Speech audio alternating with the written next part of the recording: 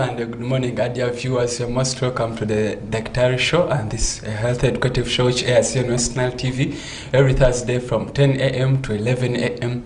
where we bring you people in the health field who come to educate you matters regarding your health. We have seen different people in this our previous consecutive episodes we have had here. They have educated, and indeed the public is appreciating, and we are here always to educate you as National TV, to educate you up the region, or as our motto is, lighting up the region. And today we have another exciting topic for discussion. We have seen many people often getting diseases of the respiratory system.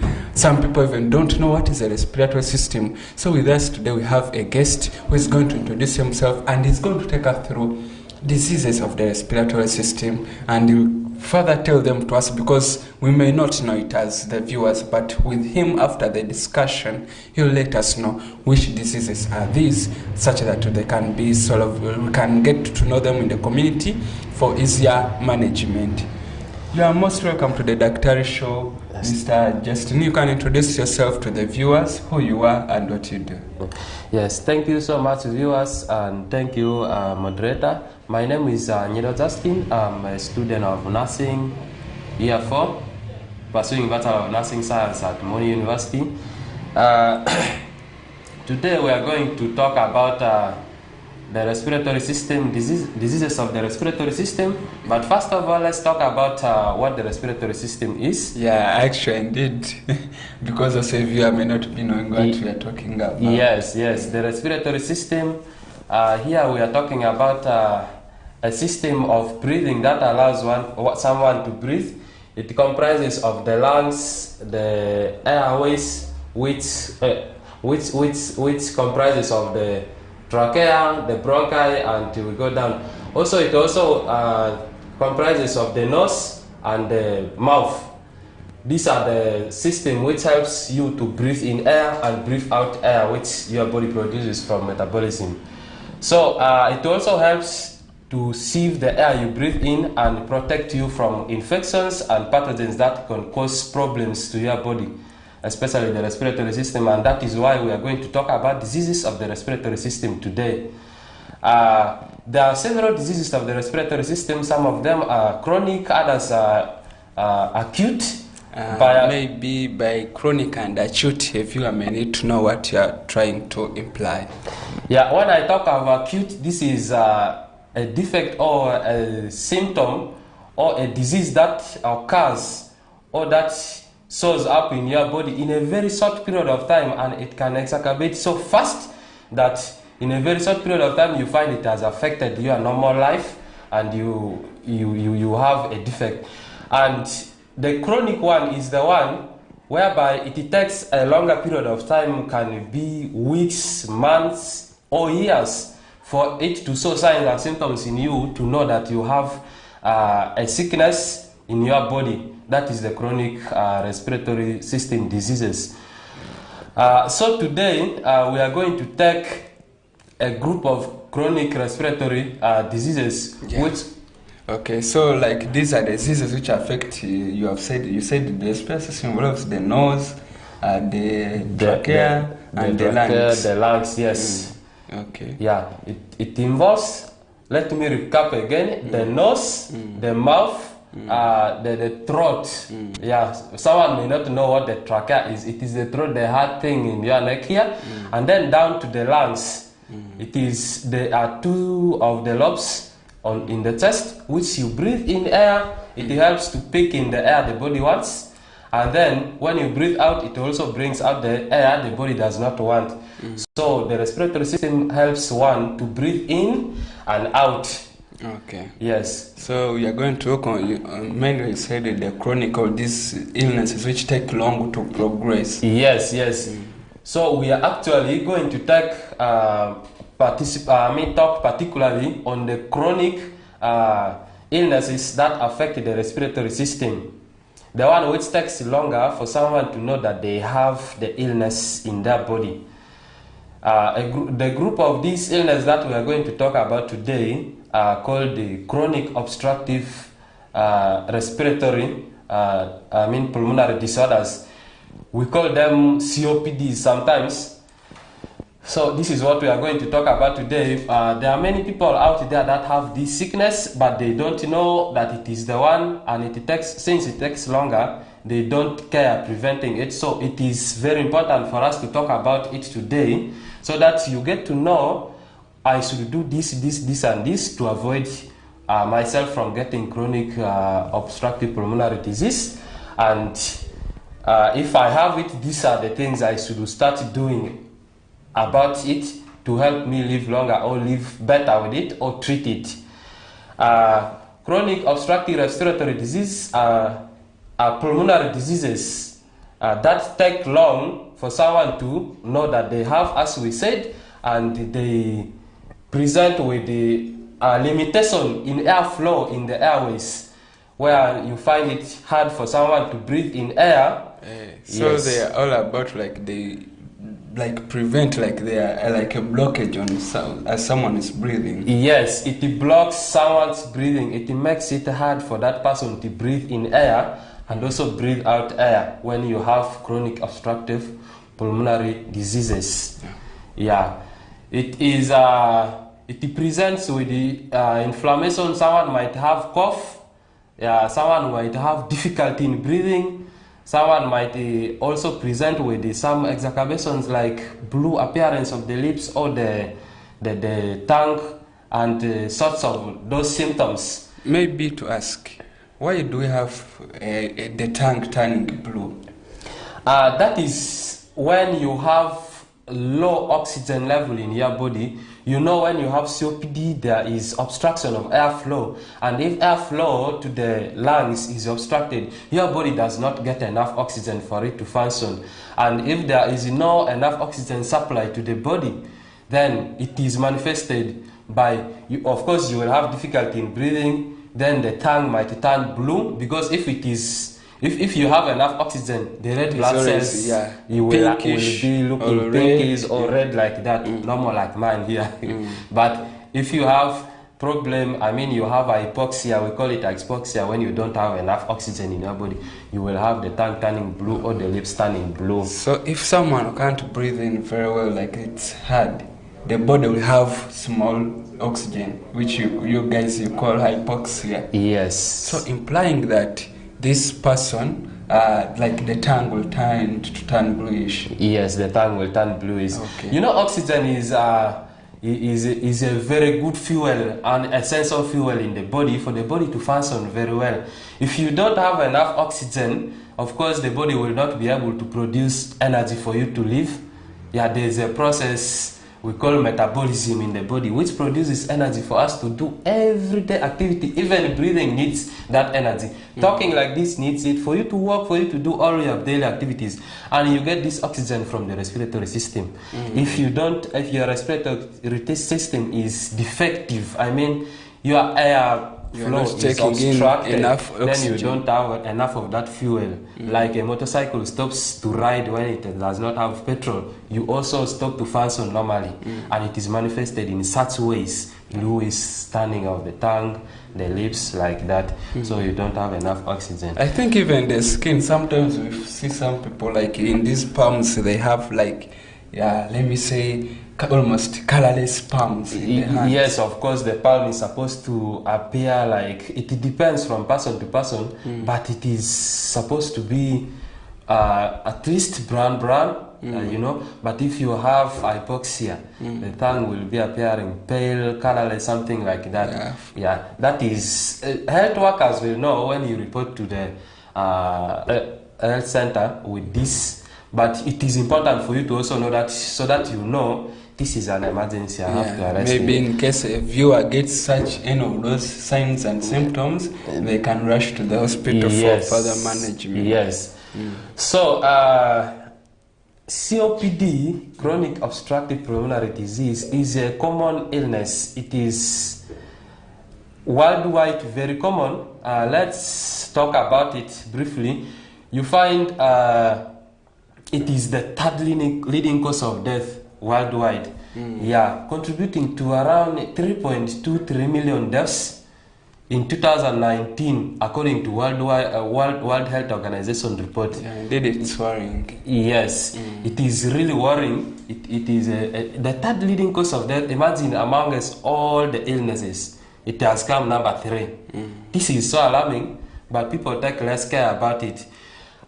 You also find about 90% of the deaths in people less than 70 years of age is due to the same COPD in low income or middle income countries.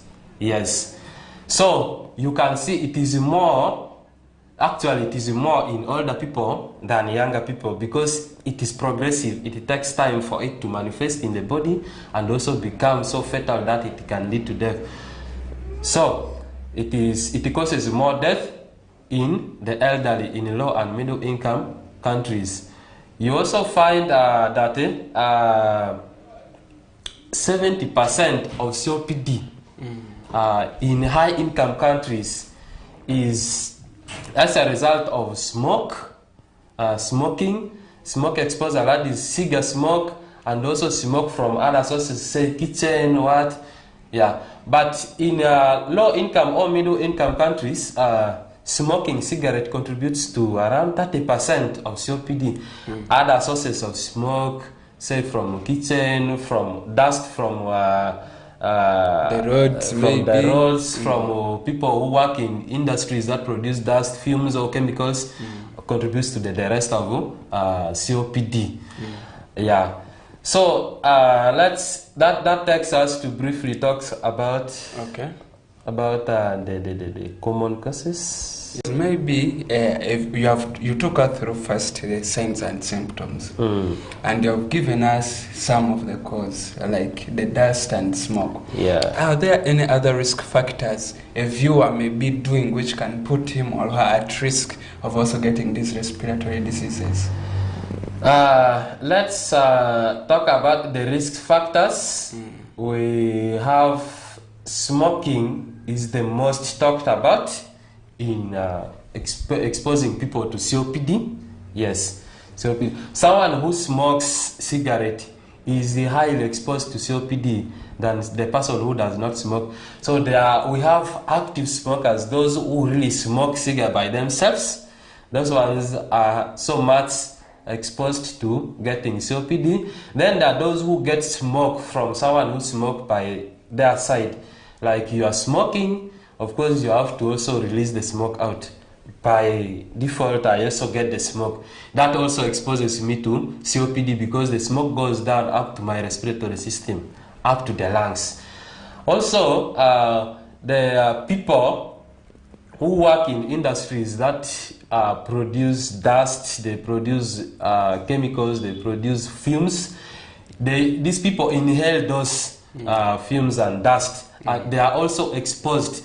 We call it occupational exposure. Also here in Arua, we have our brothers who have these grinding mills to grind the cassava to make flour. Exactly. Yes, those ones are highly exposed to also COPD because every day they keep smoking, and progressively they are getting the illness of COPD, but they are not aware. By year 40 and above, someone will start having cough which fails to go off easily, and they wonder where they have gotten this from. But if you go back to the history, you have been exposing yourself to this. Also, in the rural areas, people cook using firewood, charcoal, sometimes which is not properly made, can produce a lot of smoke. So those people who are continuously exposed to that kitchen smoke, they are also highly at a high risk of getting this COPD.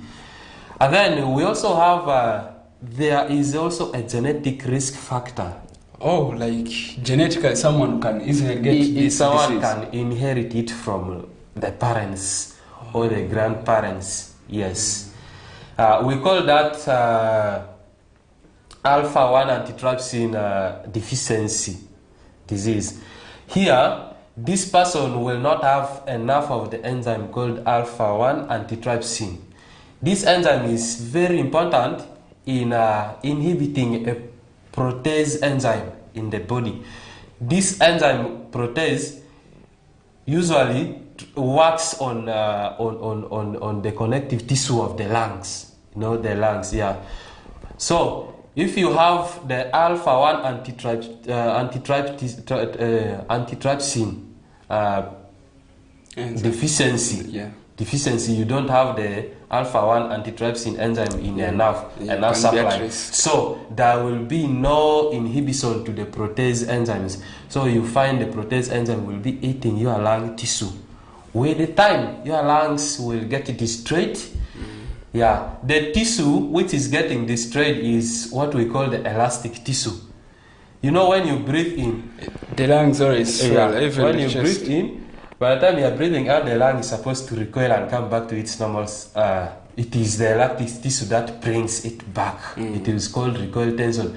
But if you have the alpha-1 antitrypsin deficiency, then the elastic tissue will be eaten up, destroyed by protease enzyme.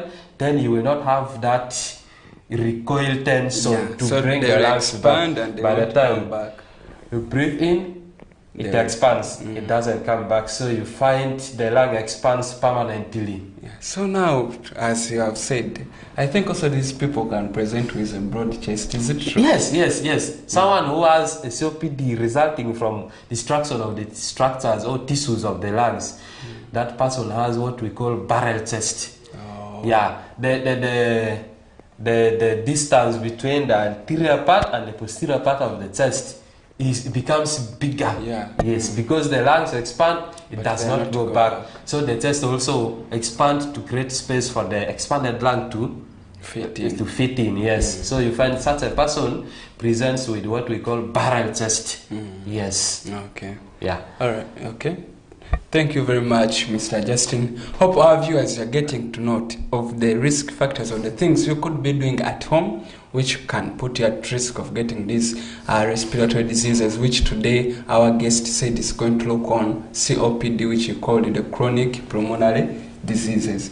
Then, chronic obstructive pulmonary diseases. Then he has told us, like, when you are working in these grinding areas which are called occupational hazards, you can be at risk of getting these, because you are inhaling in the dust, you can be at risk of getting these respiratory diseases. Maybe you are working in mining areas. So he will also tell us how can we prevent. He will also tell us on how we can prevent these diseases. So now maybe to ask Mr. Justin, we have a viewer who has gotten these signs and symptoms, and they have rushed to the hospital. How do you always, guys, diagnose to confirm this person is having a respiratory disease or a COPD? Thank you so much, moderator. COPD is diagnosed based on the clinical features you have, the symptoms, the signs you present with, and also history. By history, we are going to also ask you about the things you have been doing, or how you have been exposed. We want to know whether you've been exposed to one of the risk factors we talked about before. So we shall be asking you a lot of questions, and plus the clinical features and other tests that shall be done. You will be able to be confirmed whether you have COPD or not by the health personnel. That takes us to talk about, COPD. When we talk about COPD, we talk about two clinical presentations. One of which we call chronic bronchitis. The other one we call it emphysema. Yes. So someone can present with chronic bronchitis, or someone can present with emphysema. Maybe briefly, you can first tell us what is chronic bronchitis and what is emphysema. Yes. Thank you. Chronic bronchitis, this is marked by chronic cough with sputum production. Sputum, by sputum I mean this mucus that you cough out, you produce and spit it out. Chronic cough with sputum production for at least 3 months of a year, for 2 consecutive years. Yes, like when you have had chronic cough with the sputum production for 3 months in this year, and then chronic cough with the sputum production for another 3 months next year, then we conclude you have chronic bronchitis. Yes, it is usually caused by inflammation of the bronchi, the upper respiratory, the upper airway, the bronchi. It is caused by inflammation of the bronchi, where we have the enlargement of the mucosal cells, which then produce a lot of mucus. It produces a lot of mucus. Then you will have a lot to clear out of your airway. So when someone is coughing, you are trying to clearing the mucus, which is overproduced by the inflamed mucus cells, which is on the bronchi. Also, inflammation can go down up to the bronchioles, or up to the bronchi can its inflammation also causes the walls to be thicker. The walls will be thicker, narrowing the airway. When the airway is narrower, you find breathing is hard. That is why we call it obstructive. It obstructs air flowing in. It makes it hard for air to move in all out. Yes. Then emphysema is where there is permanent expansion of the air spaces, which is distal to the bronchioles. The airway is the mouth, the nose, the larynx down to the windpipe, which we call the trachea, to the bronchi, to the bronchioles, which now has very many branches, which ends in the air spaces, which we call alveoli. So in the emphysema, someone has permanent expansion of the alveoli, which is distal to the bronchioles. Then that means we are going to reduce the surface area of the alveoli for gaseous exchange. The permanent expansion is, as we said before, due to destruction of the connective tissue, the elastic tissue, which lines the walls of the alveoli. Yes, the lungs. Alveoli, the lungs, it is the same because the lungs is made up of the alveoli. Yes. So the walls of the alveoli, you find, is destroyed. So when it expands, there is no recoil tension. So it expands permanently. So a viewer may be asking, how do you guys confirm these alveoli have expanded permanently? How do you diagnose to confirm? Yes, thank you very much. For us to know that someone has a permanent expansion of the alveoli, the alveoli is a tiny unit. Yes, very small air sac, but they are very many in the lungs, okay? Very many of them. So all of them expanding permanently will lead to permanent expansion of the lungs, as we said before. One of the ways we know is there is permanent increased chest. The chest becomes bigger. 2, someone will have difficulty in breathing, but there is no sputum production. There is no cough. There might be no cough. There might be cough, but sputum production, like we saw in chronic bronchitis, will not be there because here we don't have a hypersecretion of mucus. Also, we shall do some imaging tests. We shall do X-rays. We shall do MRIs. The X-ray can help you to see very well in the chest. Yeah, but it is MRIs that will now reveal even the level of destruction of the walls. X-ray usually helps us to get any differential diagnosis. Sometimes you might think someone has emphysema when they have maybe pulmonary someone has air, even maybe asthma. Someone has air in the lungs, maybe all fluid that collects in the lungs. Or someone has asthma, but X-ray will help us to differentiate, get that get that misdiagnosis. Then it is MRIs that will help us to know exactly now that this person has emphysema. Yes, because it gives you the detailed structure of the lungs. You will get to see, this is what has actually happened. But you find the what clinical guidelines does not this time encourage differentiating this COPD into emphysema and the chronic bronchitis. When you go to the hospital, they will not tell you that you have chronic bronchitis or emphysema, but it is good for you to know, because someone might not have cough, but they have difficulty in breathing, and they don't care. They don't think that they have chronic obstructive pulmonary disease. Yet they have emphysema. They treat it just as a common COPD like that. Yes. So you asked about the diagnosis. You have talked of them, X-rays. Yes, the X-ray. Also, we shall do lung function test. Lung function test where we have spirometry. Yes. This will test how normal your lungs are functioning, or whether there are difficulties in breathing. Usually, when we do spirometry, we do it in terms of first expiratory volumes.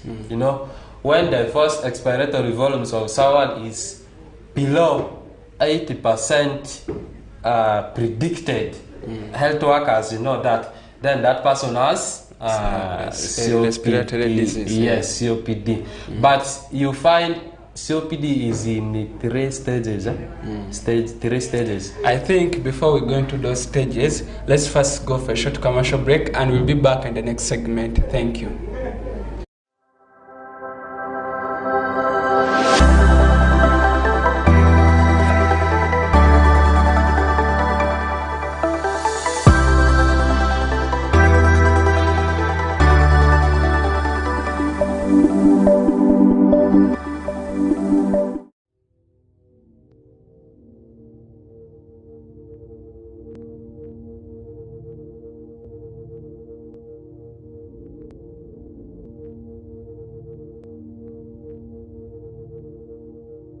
West Nile TV, lighting up the region. The search for Miss Uganda 2024 is on. Get ready to be wowed by the girls' intelligence, charisma, and big dreams. Who will be the next Miss Uganda? Find out starting 10th May every Friday to Sunday at 8 p.m. on Makulachika, exclusively on Star Times. The show is sponsored by LMZ, Comfort, Nanjing Hotel, Kira Motors, Sheraton, Uganda Airlines, and lead sponsors, Grace Textiles and U-Home. Miss Uganda 2024, true Ugandan beauty.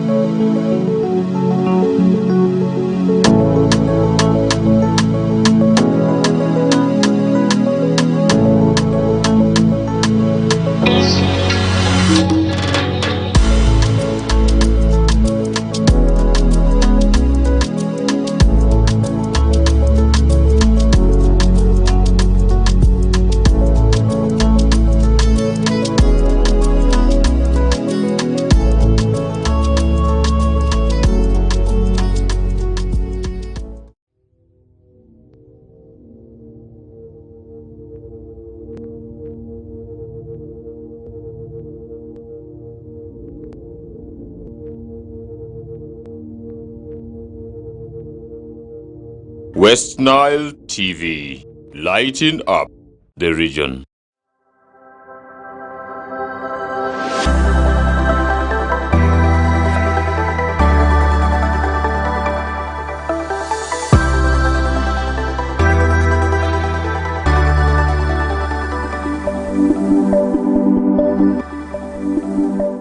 I'll be back, dear viewers, from that short commercial break. It's still the Daktari Show, and with us we have a guest who's called Mr. Anyido Justin, who in the first segment took us through respiratory diseases, where specifically he went into COPD, or chronic obstructive pulmonary diseases, where he's specifically looking on bronchitis and emphysema, and he has told us what these diseases are. Then in this segment, briefly, in the last segment, he was taking us through the classes, or should we say stages? Yeah. So we can pick on from there, Mr. Justin. Yes, as I was saying, when you report with the signs and symptoms of respiratory, chronic obstructive pulmonary disease, you will be diagnosed, and the health workers will classify you into stages so that they will manage you accordingly. Because you know the managements are different for different stages. So there are 4 stages, but usually they use the spirometry, where they will give you a machine. You will breathe in the machine, and they measure your first expiratory volume, the volume of air you breathe out forcefully. Yes. So stage 1 is when your first expiratory volume is below 80% predicted. Yeah, that is, we call it mild COPD. And then we have stage 2, where your first expiratory volume is between 70 and 50%. That one we call it moderate COPD. At that stage, somebody has difficulty in breathing, somebody has cough with sputum, yeah, those symptoms. We call it moderate COPD. It has not yet gotten to severe, but it needs to be attended to very fast. Yes. Then stage 3 is the severe one now, severe COPD, where somebody's first expiratory volume is between 50 to 30%. You know, it is reduced. That means totally reduced. Forcefully, you are breathing out a reduced amount of what? Air. Yeah. At that stage, the difficulty in breathing is progressing. It is becoming hard. Somebody also gets tired easily. Coughing is becoming, the amount of sputum produced is becoming more and more. Yeah, those symptoms. At this stage, you are almost managed, almost as an emergency, but not as an emergency. Now stage 4 is the exacerbation stage, very severe. That is where, in case you present with the SARS, or you are diagnosed with SARS, they rush you straight to emergency. Okay. Where management of your case will be tap very fast to save your life. Otherwise, in the next few minutes, you might die. Yes, their obstruction is very serious. That first first expiratory volume is below 30%. Yeah, very small now. That means breathing is very, very much blocked. Yeah, very, very much blocked. It is very hard for you, and you are not getting enough oxygen. At that point, the bluish appearance of the tongue, the lips, nail beds, and even pale appearance of the palm might surface at that point. Yes, someone might even be galloping. It is very hard. And someone at that stage can even go into coma because air is not enough. Yes, so they are managed as emergency. It is called exacerbation of COPD. Okay. Yes. So thank you very much for the stages. Hope our viewers are getting to know of these stages. Now, a viewer also may be asking, you have taken us through how worrying these respiratory diseases are. How can I manage it at home before I go to the hospital for management, this home remedy management? Yes, thank you so much. The first thing to do about COPD is quit smoking if you have been smoking. That is the first thing which is most talked about, and the one which seems to help the most. Quit smoking. Yes. Recently, I think just a few weeks ago, World Health Organization has published for us a way of clinically quitting smoking. There are even some medicines, there are lifestyles. There is some, it's like a chewing gum. Right? Yes, it can help you stop smoking. It can help you quit smoking. You can also reach out to a counselor to help you find a way of quitting smoking effectively. It is very, very, very crucial. Quit smoking. 2, at the home, you should avoid exposure to dust. Yes, in our homes, we should avoid dust, damp dusting, wear face mask. If you are, for example, if you are working in a place which is exposing you to smoking dust, I mean inhaling dust. For example, in Arua here, it is very common. You find people in the grinding mills grinding this cassava flour and what. When you look from outside, the dust which is coming up is very much. It is affecting even the people who are not inside. So mind about the people who are already working there. You go there, you find someone is already bathed in dust. Those people should do well and wear face masks to prevent themselves from getting eventually developing people these just illnesses. when you talk of face masks, they just think of COVID-19, yet it can even save these other diseases. Yes, because emphasis about face mask was put so much during COVID-19. So people always think about COVID-19, but dear viewers, I am telling you today, wearing face mask is not always for COVID-19.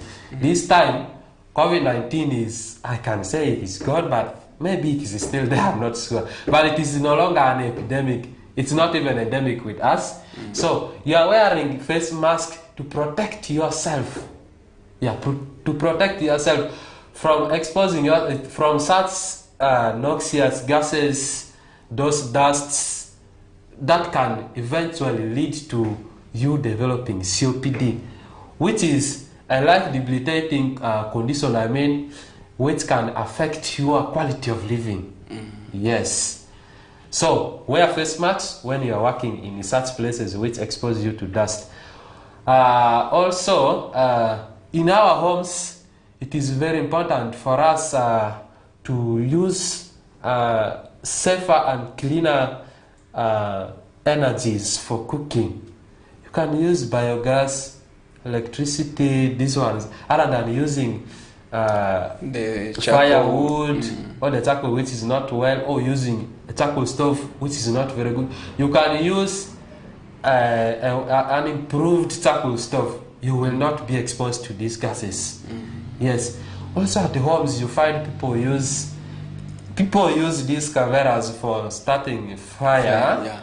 But the gas it produces, I don't know whether you have ever smelled it. Yeah, it is not irritating. Good. Yeah, it is irritating. Those ones are the ones which can cause inflammations on the airways and eventually lead to you getting this COPD. We don't know very well the particles in the gas that is coming from this. Some people say it could be carbon monoxide. And it is a noxious gas, carbon monoxide, it is very poisonous. Nitrogen dioxide, ozone, these ones.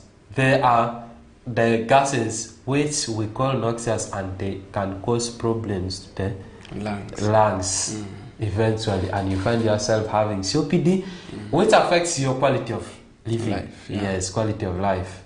Yeah. So if you may ask again, let's assume there is a viewers these signs and symptoms. How can they manage it at home?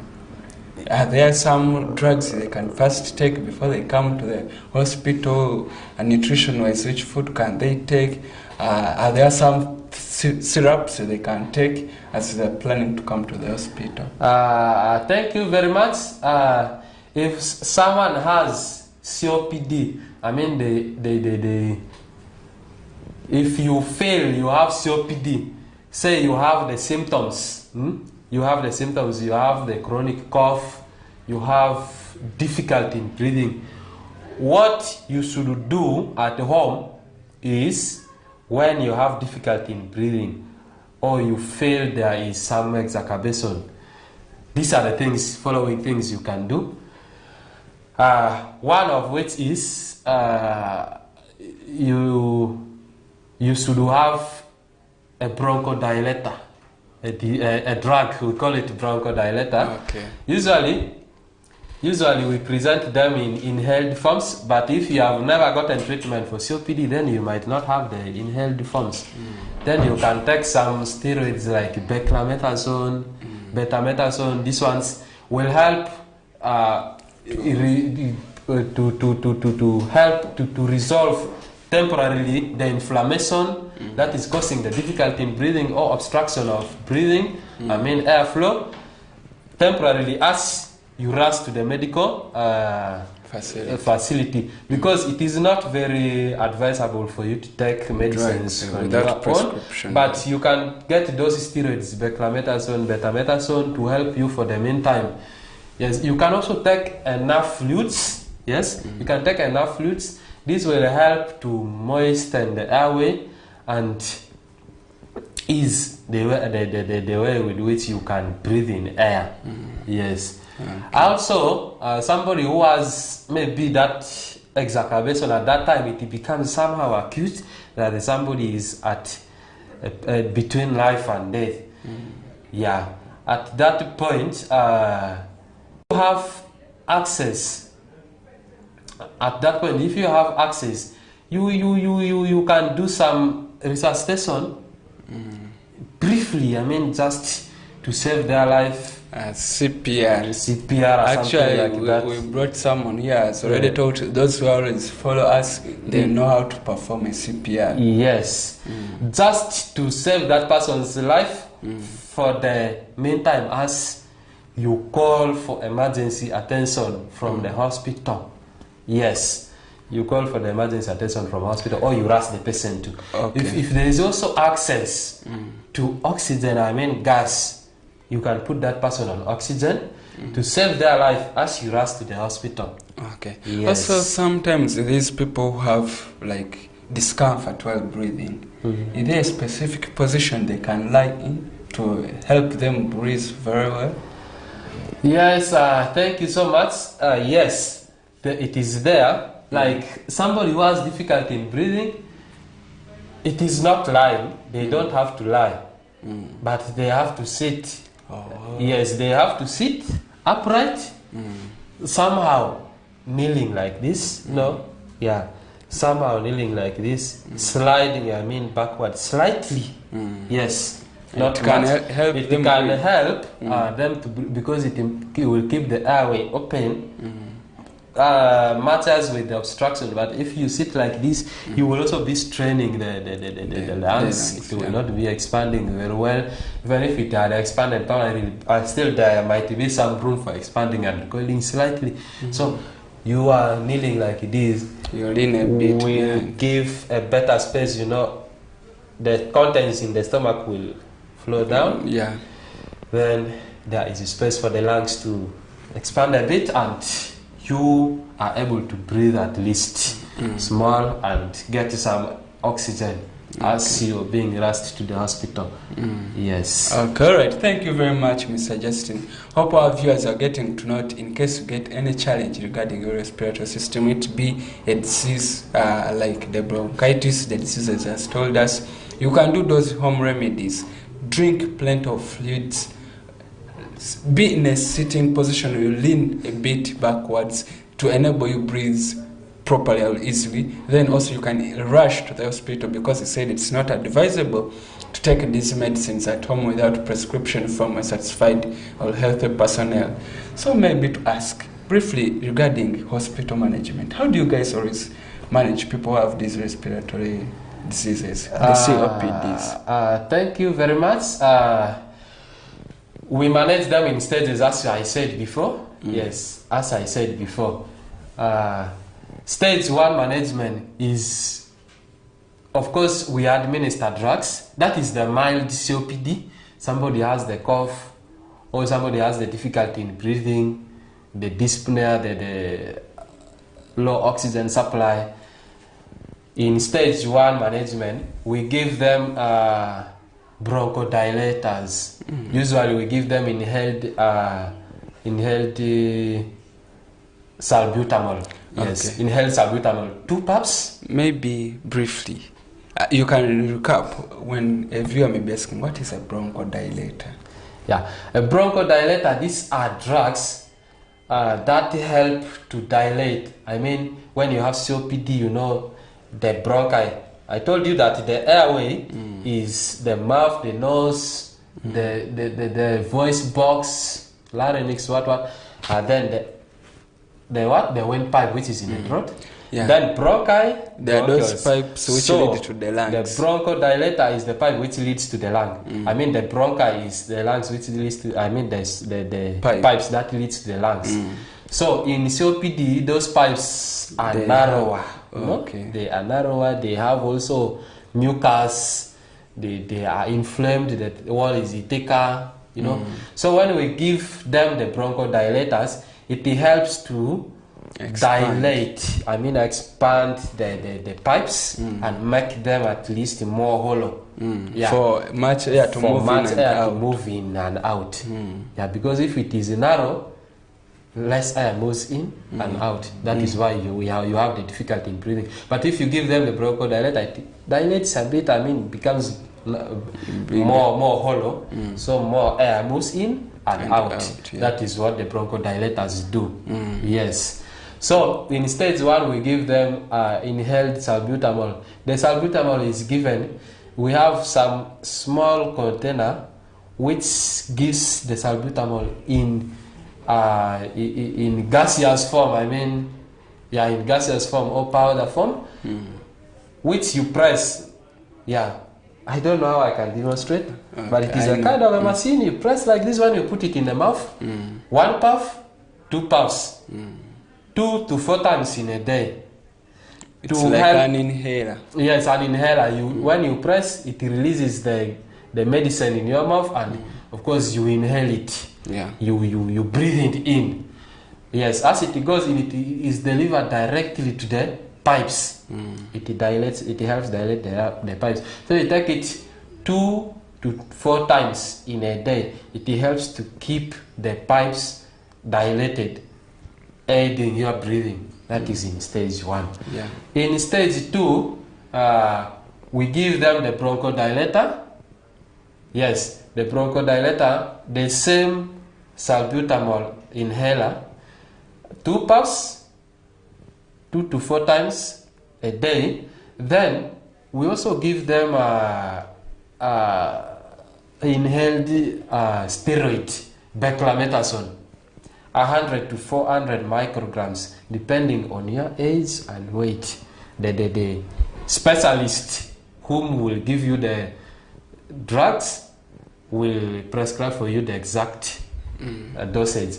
So we give them inhaler and then the steroid together. In stage 2, the moderate stage, yes. But in case you don't have access to salbutamol, we also recommend aminophylline, which is swallowed, oral aminophylline. Is it taken daily? Yes, we take it daily. Yes, we take it daily. We give them 100 milligrams of aminophylline. Yes. Okay. Yeah. Then stage 3, that is the severe stage now. Yes, where someone's life is really at risk. We give them the bronchodilators, which I talked about before, the oral steroid, I mean the inhaled steroid. Then we also give some life support managements, like oxygen supply. Yes, to help them. Okay, now maybe Mr. Justin, as we're almost concluding, give us some of the complications a viewer may develop in case they poorly manage these COPDs. Yes, that is where it takes us to stage 4 management, what we call the COPD exacerbation. The COPD exacerbation is where the person's symptoms changes rapidly, it progresses rapidly, and it becomes worse, which needs an immediate change in medication. Yes. At that point, the person becomes an emergency. Yes. The complications can be the following. One, when someone has, of course, let's start with what we talked about, the bluish appearance of the lips, the tongue, the palms become pale, the nail beds might also become bluish or pale, like that. That is hypoxia. That is complication called hypoxia. Yes. The other complication is when someone has when someone has a high respiratory rate, the breathing rate becomes too fast. We call it tachypnea. You breathe more in order to bring in oxygen. Yes, you breathe more than 30 times in a minute. Okay. You know? Then, so now maybe hope the viewers have gotten to note the complications. Maybe you can give in the conclusion remarks as we are concluding the program. Thank you very much for viewing. I have to talk to you about the following. To avoid it is COPD is not curable, but it is treatable and it is preventable. We treat them the way we talked about before. Then the preventions we also talked about, but I will recap them again. Please, please, and please, in your homes and where we stay, quit smoking. Yes, quit smoking. Seek for the clinical ways of quitting smoking. Very many people have tried to quit smoking, but you know it is addictive. Okay. Please use safe cooking ways, energies. Use a clean, get a clean and a better charcoal stove. You should also test if you have the inherited deficiency, alpha-1 antitrypsin deficiency, so that you will be treated early. Yes. Okay. The following, and you should also always protect yourself from occupational hazards that expose you to those dusts. Okay. Please wear face masks always. And be protected from those dusts. All right. Thank you very much, Mr. Justin, and also the viewers who are with us from the start of the program up to the end. We wish you all the best of your day till we meet again next Thursday from 10 to 11 with other exciting episodes of the DAKTARI. Thank you very much. Blessed day.